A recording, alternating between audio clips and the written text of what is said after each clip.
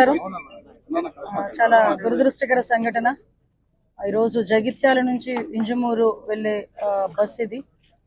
తెల్లవారుజామున 6 గంటల కంటే ఇంచుమించుగా 5:15 ఆ టైంకి ఇక్కడ బస్సు అండ్ అటు నుంచి ఆపోజిట్ లో వచ్చే టిప్పర్ ఈ రెండు ఢీక్కోవటం వల్ల ఆ ఫైర్ వచ్చి ఇంచుమించుగా బస్సు అదేవిధంగా టిప్పర్ రెండు కూడా పూర్తిగా కాలిపోవడం జరిగింది.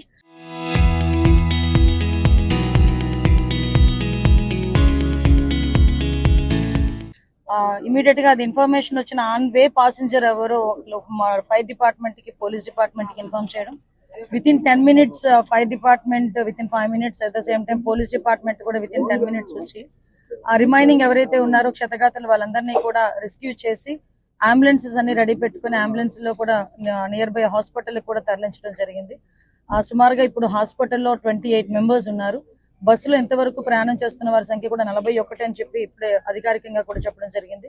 అందులో 13 మంది సజీవ దహనం అవడం నిజంగా చాలా దురదృష్టకరం. వీళ్ళందరూ కూడా బిలాంగ్స్ టు ఏపీకి సంబంధించిన వాళ్ళు, చుట్టుపక్కల సంబంధించిన వాళ్ళే.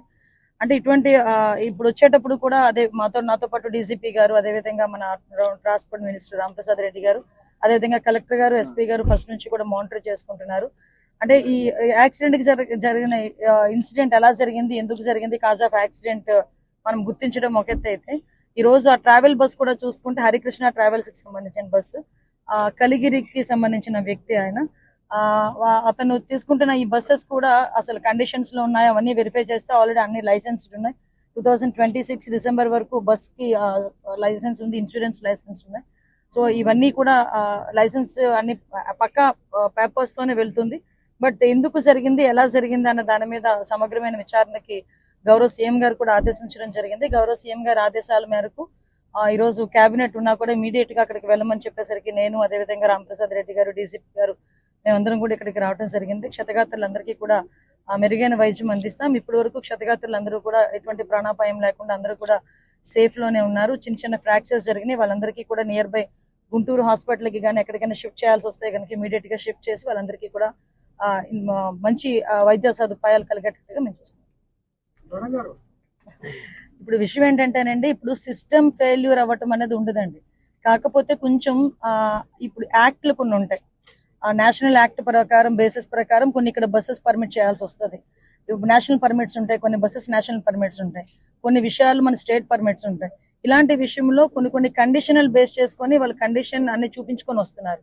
ఇక్కడ టెక్నికల్ ప్రాబ్లం వచ్చిందా, డ్రైవర్ నెగ్లిజెన్సీయా, లేకుంటే డ్రైవర్ నిద్రావస్థలో ఉన్నాడా, ఇవన్నీ కూడా నేను, డీజీపీ గారు, మంత్రి గారు ఇప్పుడే మేము ఎస్పీ గారితో కూడా క్లియర్ గా చెప్పడం జరిగింది. అసలు బస్సు డ్రైవర్ ఎన్ని గంటలకి బస్సు ఈ డ్రైవింగ్ కి ఎక్కాడు అంటే అరౌండ్ 6 hours నుంచి అతను ఒకటే డ్రైవ్ చేస్తున్నాడా, స్పేర్ డ్రైవర్ ఉన్నాడా లేదా, టెక్నీషియన్ ఉన్నాడా లేదా. ఇప్పుడే మా ఎమ్మెల్యే గారు కూడా ఇప్పుడు ఒక ఇన్పుట్ ఇచ్చారు. కరెక్ట్ గా ఎర్రగొండపాలెంలో ఈ బస్సును ఆపారు, ఇంచుమించు 1 hour ఏదో టెక్నికల్ ప్రాబ్లం వచ్చిందని. ఆ కోణంలో కూడా మేము దర్యాప్తు చేస్తున్నాం. It's purely accident. ఈ యాక్సిడెంట్ కి అంటే ఇప్పటి వరకు అటువంటి సంఘటనలు జరగకుండా చూసుకోవాల్సిన బాధ్యత మా మీద ఉంది. అట్ ద సేమ్ టైం ఎవరైతే బస్సు యాజమాన్యాలు బస్సులు నడిపిస్తున్నారో వాళ్ళకి కూడా ప్రత్యేకమైన దృష్టి పెట్టాలి. మీరు రీసెంట్ గా చూస్తే మొన్న కలెక్టర్ కాన్ఫరెన్స్ లో కూడా ఎప్పుడు కూడా లా అండ్ ఆర్డర్ విషయంలో రోడ్ ట్రాన్స్పోర్ట్ కి సంబంధించిన ఇష్యూస్ మీద మేము ఎప్పుడు కూడా మామూలుగా అంటే జనరల్ డిస్కషన్ చేస్తాం, కానీ దీని మీద ప్రత్యేకంగా మన కలెక్టర్ కాన్ఫరెన్స్ లో గౌరవ ముఖ్యమంత్రి గారు ఈ రోడ్ యాక్సిడెంట్స్ మీద ప్రత్యేకంగా దృష్టి పెట్టాలి. ఎట్టి పరిస్థితుల్లో రోడ్ యాక్సిడెంట్స్ ఎక్కువ అవుతున్నాయి, ఎక్కడ ప్రాబ్లం వస్తుందని ఒక నివేదిక కూడా సమర్పించమన్నారు. 1 or 2 days లో police department, road transport department రెండు కలిపి ఆ నివేదిక కూడా సమర్పించనున్నాయి. దీన్ని బేస్ చేసుకుని ఎక్కడైనా సెంట్రల్ యాక్ట్ లో ఎక్కడైనా అమెండ్మెంట్ చేయాలేమో అది కూడా కనుక్కొని మేము స్టేట్ గవర్నమెంట్ నుంచి కూడా కొంచెం పూర్తి అధికారాలు కొన్ని మన చేతుల్లోకి వస్తాయి కనుక డెఫినెట్ గా సెంట్రల్ యాక్ట్ ని బేస్ చేసుకుని కొన్ని సందర్భాల్లో మేము కూడా యాక్ట్ చేయలేకపోతున్నాం.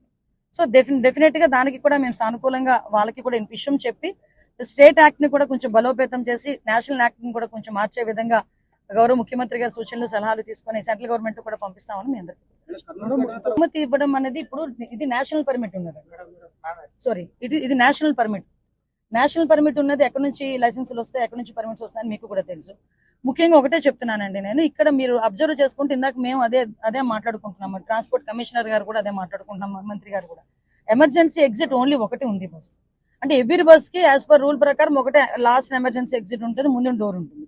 బట్ ఇప్పుడు ఏంటంటే అందులోని కూడా రిఫార్మ్స్ చేయడానికి ఆల్రెడీ ఒక యాక్ట్ కూడా రాబోతుంది. అది కూడా నేషనల్ యాక్ట్ అక్కడ నుంచి రాబోతుంది. కంపల్సరీగా ఎవ్రీ 15 members 20 members ప్యాసింజర్ ఉన్న చోట కంపల్సరీ ఒక ఎమర్జెన్సీ ఎగ్జిట్ ఉండాలి.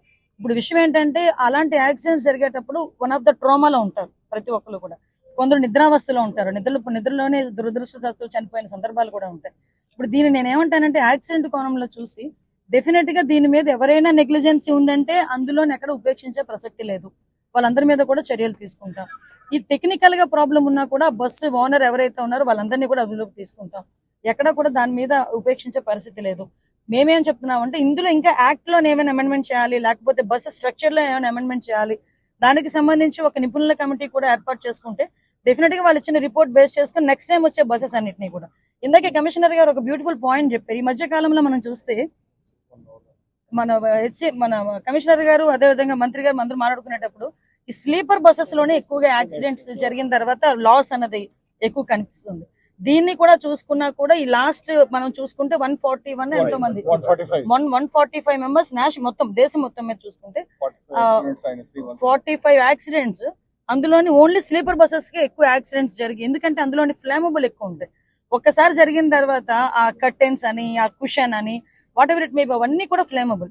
వాటన్నిటిని కంట్రోల్ చేయాలంటే కంపల్సరీ స్లీపర్ అన్నది లేకుండా ఆ ప్రయత్నం కూడా ఇప్పుడు సెంట్రల్ గవర్నమెంట్ వాళ్ళు కూడా చేస్తున్నారు. స్టేట్ గవర్నమెంట్ కూడా ఒక రిపోర్ట్ పంపించింది ఆల్రెడీ దాని మీద కూడా. సో ఇవన్నీ ఉన్నాయి. దయచేసి మీరందరూ కూడా సహకరించండి. ఫర్దర్ గా జరగకుండా చూసుకునే బాధ్యత తీసుకుందాం. దయచేసి దీన్ని యాక్సిడెంట్ గా మాత్రం చేసుకుంటాం. మాకు తెలిసి మాకు ఫైర్ డిపార్ట్మెంట్ కి కూడా, పోలీస్ డిపార్ట్మెంట్ కి కూడా ఆన్ గోయింగ్ వ్యక్తి అంటే కార్ లో వెళ్తూ ఒక వ్యక్తి ఫోన్ చేశాడు ఫైర్ డిపార్ట్మెంట్ కి. వెళ్తూ ఫైర్ డిపార్ట్మెంట్ లో ఎవరో ఫ్రెండ్ ఉన్నాడు, అతను వెళ్తూ చూసి ఒక ఇద్దరిని రెస్క్యూ కూడా చేశాడు. ఆయన ఇద్దరిని కాపాడి ఇంకా తన వల్ల కాక తను కొంచెం పక్కకు వెళ్ళిపోయే పరిస్థితి వచ్చింది. అదే విధంగా పోలీస్ డిపార్ట్మెంట్ కి కూడా ఇమీడియట్ గా మనకి ఇన్ఫర్మేషన్ వచ్చిన 6:15 కి డిపార్ట్మెంట్ ఉంది, దానికి ఒక 5 నిమిషాల ముందు ఫైర్ డిపార్ట్మెంట్ ఉంది. అంటే ఇన్సిడెంట్ జరిగి ఒక 10 మినిట్స్ లో ఈ రోజు డిపార్ట్మెంట్ వచ్చి ఇప్పుడు నియర్ బై 10 మినిట్స్ లో ఈ రోజు పబ్లిక్ చెప్తున్నారు. 10 మినిట్స్ లో ఈ రోజు పోలీస్ డిపార్ట్మెంట్, ఫైర్ డిపార్ట్మెంట్ ఇక్కడికి వచ్చి ఒక 20. Very good. మీ అందరి తరపున ఆయన్ని కూడా నేను అభినందిస్తున్నా, సిఏ గారిని కూడా అభినందిస్తున్నా. ఎందుకంటే చాలా రిస్క్ తీసుకుని, ఎందుకంటే వాళ్ళు వచ్చే టైం నేను అడిగాను, ఫైర్ వాళ్ళని కూడా అడిగాను, సిఏ గారిని కూడా అడిగాను, ఏంటో పొజిషన్ మీరు వచ్చేసరికంటే చాలా హెవీగా మంటలు ఉన్నాయండి. అలాంటి సిచ్యువేషన్ లో కూడా వాళ్ళ ప్రాణాలను సైతం లెక్క చేయకుండా ఒక 28 మంది ప్రాణాలని ఈ రోజు కాపాడిన ఆ పోలీస్ డిపార్ట్మెంట్ కి, ఫైర్ డిపార్ట్మెంట్ కి కూడా ప్రత్యేకంగా నేను ధన్యవాదాలు తెలియజేసుకుంటున్నా. ముఖ్యంగా చనిపోయిన వాళ్ళందరికీ కూడా మా ప్రగాఢ సానుభూతి. వాళ్ళ కుటుంబాలకి ఎప్పుడు కూడా మేము అందరం కూడా అండగా ఉంటామని చెప్పి మీ అందరికీ ఇదంతా కూడా coordination between all departments, mine, road transport, R&B, మేము అందరం కలిసి తీసుకోవాల్సిన నిర్ణయాలు. డెఫినెట్ గా వాటి మీద కూడా ఒకసారి చర్చ. Thank you.